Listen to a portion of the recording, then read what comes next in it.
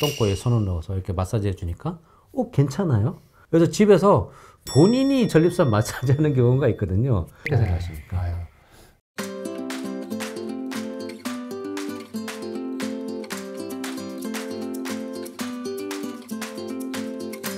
원장님 혹시 뭐 옛날부터 알고 있는 민간요법이 좀 있으실까요? 상추에 침 바르면 낫는다 뭐 이런 거.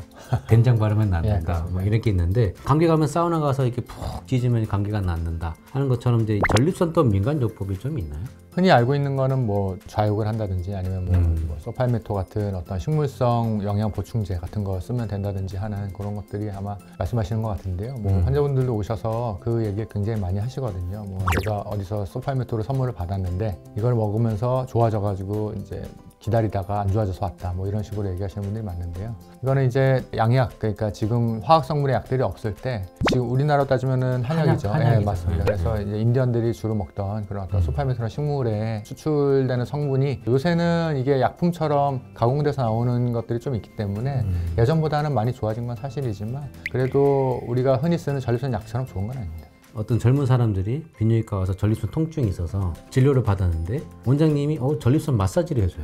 똥꼬에 손을 넣어서 이렇게 마사지 해주니까 괜찮아요. 그래서 집에서 굳이 내가 이거 병원 가서 해야 되나? 그래서 본인이 전립선 마사지 하는 경우가 있거든요. 원장님 이런 경우는 어떻게 생각하십니까? 굉장히 위험하고요. 전립선을 마사지하는 방법은 항문에 손가락을 넣어서 전립선 부위를 직접 압박을 주는 건데요.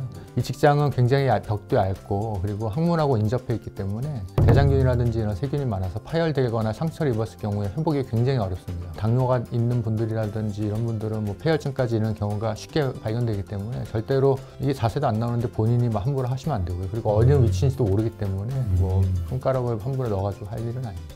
이게 다 원장님들이 약손이 나는 게 있습니다.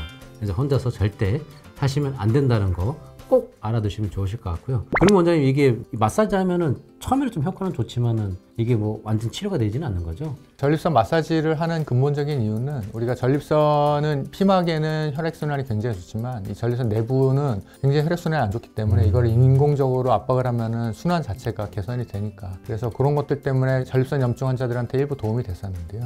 비대증 같은 경우는 아무 도움이 되지 않을 뿐더러 오히려 다 증상을 악화시킬 수 있기 때문에 사실 별로 추천하지는 않습니다. 그러면 실질적으로 전립선 비대증 치료 방법은 어떤 방법이 좀 있나요, 원장님? 우리가 일단 1차적으로는 알파 차단제 아니면은 사이즈를 줄이는 안드로젠 억제제 같은 약들을 쓰는 방법이 있는데, 그런 것들이 이제 어느 정도 몇 년 정도는 효과가 있다가 효과가 떨어질 경우에는 뉴로리프트라든지 아니면은 리튬, 뭐 그리고 레이저를 이용하는 홀랩, 아주 고전적인 경유도 전립선 절제술이라고 하는 TUR, 그리고 열을 사용하지 않아서 후유증이 적은 수술 중에 이제 아쿠아블레이션이라고 해서 수압을 이용해 가지고 전립선을 깎아내는 그런 수술 방법도 있습니다.